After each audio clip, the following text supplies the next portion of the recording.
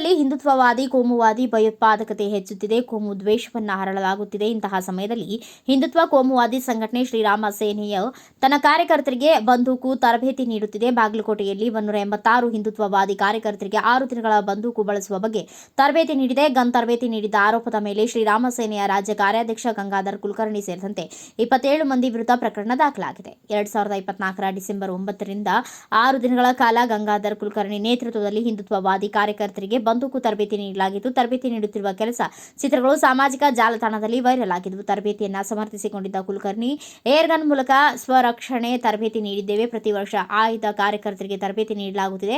ಮುಂದಿನ ಸವಾಲು ಎದುರಿಸಲು ಯುವಕರನ್ನ ಸಜ್ಜು ಮಾಡಿದ್ದೇವೆ. ಸುರಕ್ಷತೆಗಾಗಿ ವಿವಿಧ ರಕ್ಷಣಾ ತರಬೇತಿ ನೀಡಲಾಗಿದೆ ಎಂದು ಹೇಳಿಕೊಂಡಿದ್ದಾರೆ. ಆದಾಗ್ಯೂ ಸಂಘಟನೆಯೊಂದನ್ನು ತನ್ನ ಕಾರ್ಯಕರ್ತರಿಗೆ ಬಂದೂಕು ತರಬೇತಿ ನೀಡುವುದು ಕಾನೂನು ಬಾಹಿರ ಮಾತ್ರವಲ್ಲದೆ ಹಿಂಸಾಚಾರ, ಹಿಂಸೆ, ಭಯೋತ್ಪಾದನೆಗಾಗಿ ನಡೆಸುವ ಸಂಚು ತಂತ್ರವೆಂದು ಆಕ್ರೋಶ ವ್ಯಕ್ತವಾಗಿದೆ. ಇದೀಗ ಶ್ರೀರಾಮ ಸೇನೆಯ 27 ಮಂದಿ ಕಾರ್ಯಕರ್ತರ ವಿರುದ್ಧ ಪೊಲೀಸರು ಪ್ರಕರಣ ದಾಖಲಿಸಿದ್ದಾರೆ, ತನಿಖೆ ನಡೆಸುತ್ತಿದ್ದಾರೆ.